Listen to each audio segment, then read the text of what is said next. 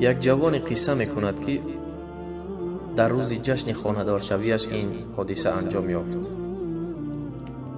هنگامی که توی عروسی برپا شد، همه سرگرم شادی و سرور بودند و داماد و عروس کنار هم و مادر داماد نیز در کنار آنها نشسته بود.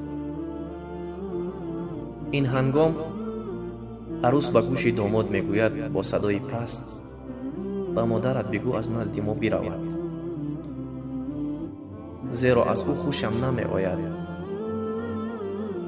این جوان که مادرش را خیلی دوست می داشت و احترام او را قائل بود، خیلی عمل عجیب انجام می دهد و به نزد بلندگویک می رود و با صدای بلند به حاضرینی که نشسته بودند می گوید که حاضر است که مادری مرا بخرد، و این کلمات را 3 بار تکرار می کند.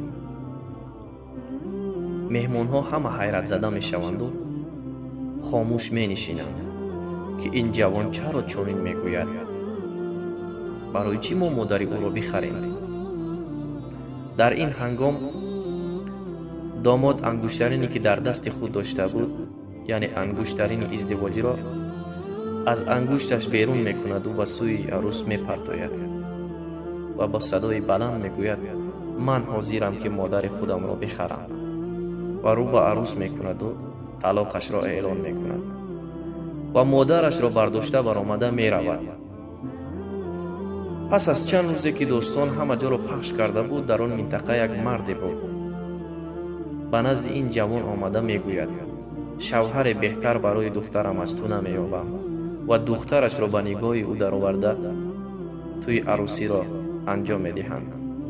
بله برادران عزیز و خواهران جان، اکنون به یاد آوردید که پیامبر صلی الله علیه و سلم در حق مادرمان چه گفته بود، یعنی در حق مادرهای همه چه گفته بود. یک صحابی به نزد پیامبر صلی الله علیه و سلم می رود و می گوید: ای پیامبر خدا، با کی بیشتر خدمت کنم؟ یعنی انیقترش کی بسیار حق دارد بالای من؟ پیامبر صلی الله علیه و سلم می گوید: مادرت، یعنی برای مادرت خدمت بسیار کن. این جوان باز می پرسد: باز برای کی؟ پیامبر باز می گوید: مادرت، یعنی امک. بار سوم هم می پرسد، می گوید: مادرت را، یعنی برای مادرت خدمت کن. این جوان می گوید: ای پیامبر خدا، بعد از مادرم برای کی خدمت کنم؟ گفت: ثم ابوک، یعنی بعد از مادرت برای پدرت خدمت کن.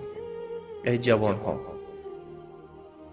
بترسید ای جوان هایی که برای همسر خود یا برای دوست خود یا برای چیزی دیگر مادران خودتان را آزرده خاطر میکنید. السلام علیکم.